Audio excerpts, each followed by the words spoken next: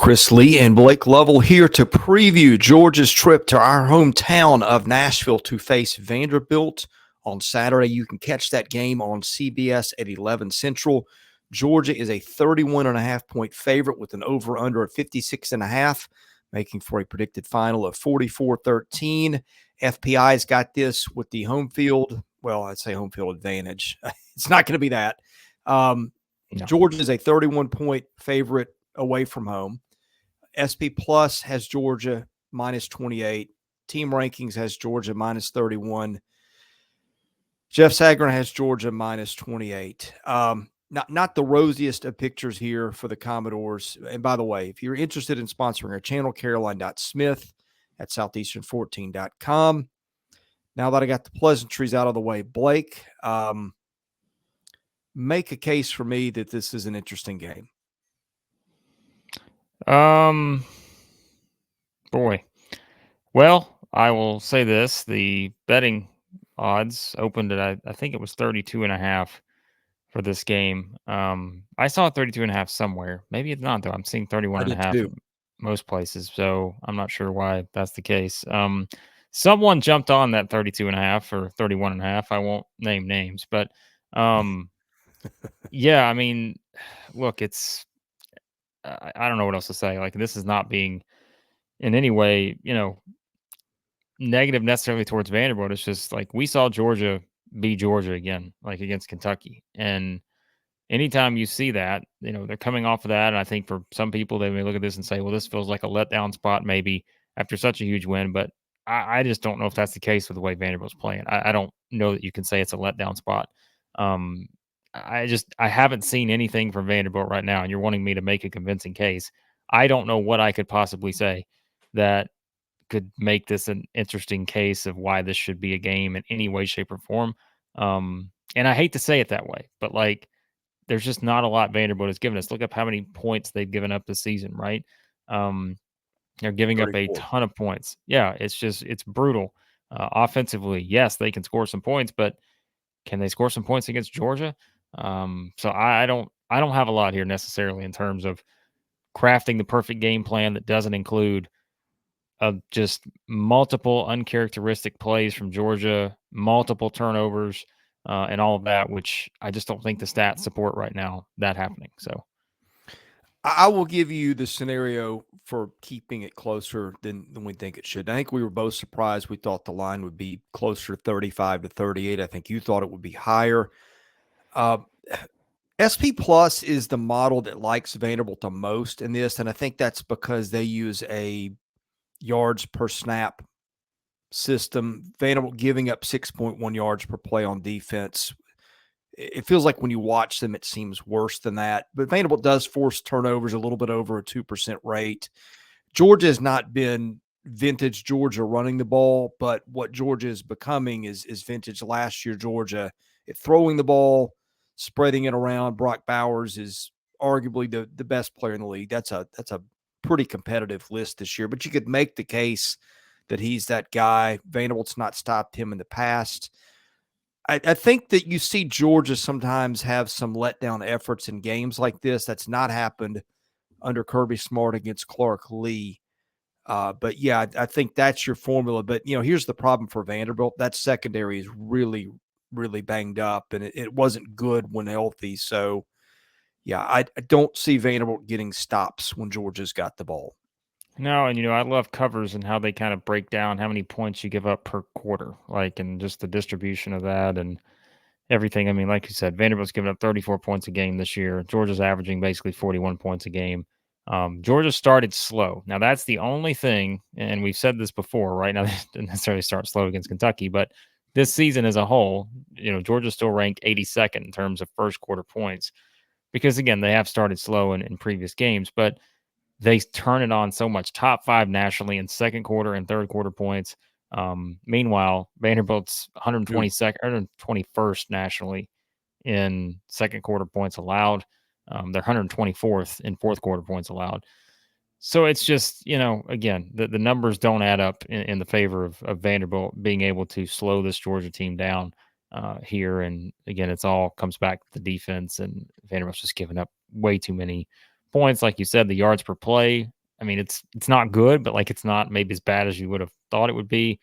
They're giving up 11.2 yards per completion, which is not that bad overall.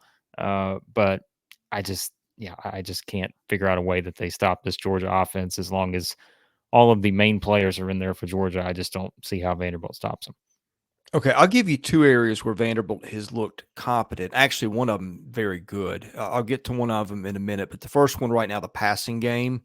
Vanderbilt has gone away from Georgia native A.J. Swan and gone to Ken Seals, who I think will start this week. We'll wait and see.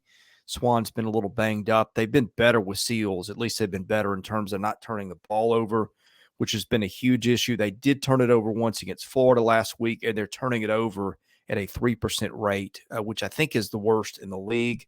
Georgia actually forcing some turnovers this year, which it's not what Georgia does, but that just makes a good defense stronger. Vanderbilt's averaging about 7 yards a pass play. Will Shepherd is one of the better ones in the league.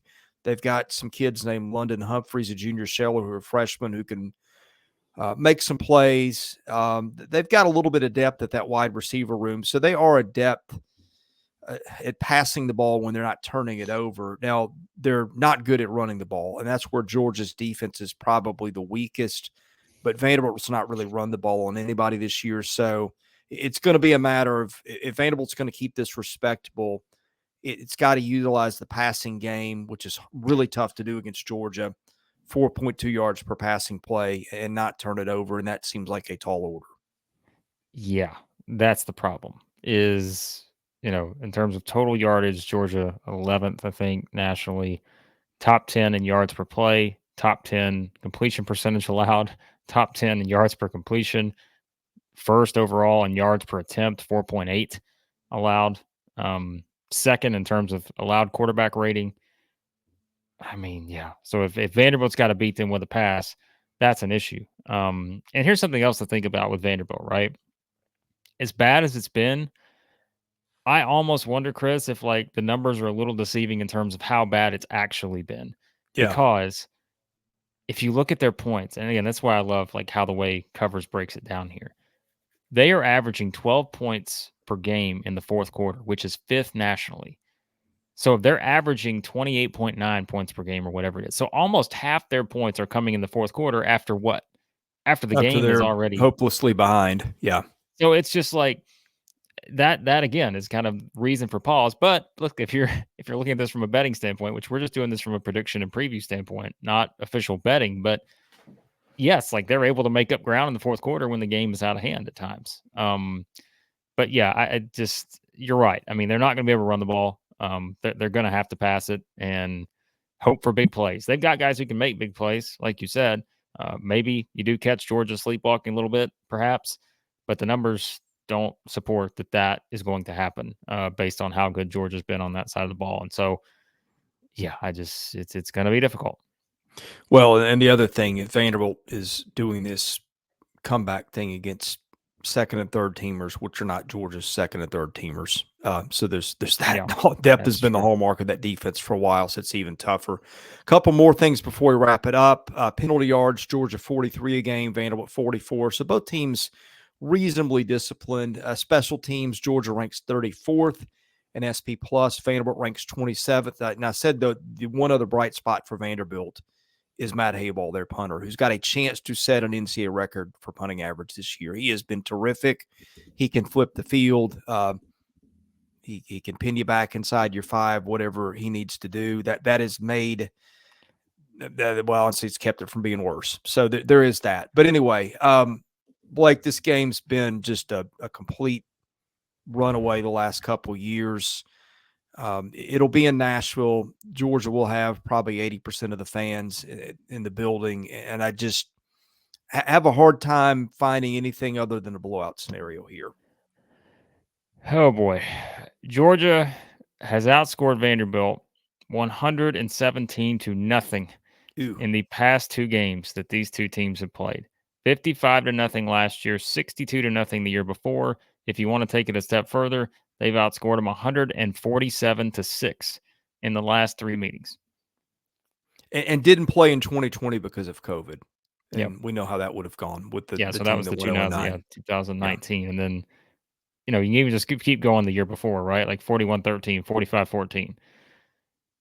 That tells you all you need to know in terms of, I think, just where these two programs are at this point. Georgia has just been a bad matchup for Vanderbilt, and you would expect that from the team that's ranked at the top and ranked at the bottom of the SEC. Vanderbilt also 0-7 against the spread this year. I don't even know how that's possible in a certain sense, but they are. They have failed to cover the spread in all 7 games this season. It's the streak's going to end at some point, but I don't know how you could bank on this one being the one based on who they're playing. So I know Vanderbilt fans are frustrated, but it's going to be a long game, I think. And speaking of bets, if you want to win a bar bet, Derek Mason once beat Kirby Smart. Did you remember that? What was that? 17-16. That was the slugfest in 15 or 16, I think. Yes, Kirby was just getting started. So yeah, I don't think Kirby's forgotten that, given the point spread in the past probably 5 not. games. So what if Derek Mason will be on the call? He's done that before. Boy, you want to talk about that would be brutal, wouldn't it? Just wouldn't be good at all. I'm not saying from Derek Mason's. I'm just saying, like, man, to have to come back and be on the call for this one is probably not the one that he would be wanting to be on the most, I would think. So, well, we'll probably talk about this one on Saturday night when it's over with our Saturday night SEC recaps. Best way to get that, hit that subscribe button, hit the like button. That helps our analytics. For Blake Lovell, I'm Chris Lee. We're Southeastern 14. We'll see you again soon with more Southeastern Conference sports content.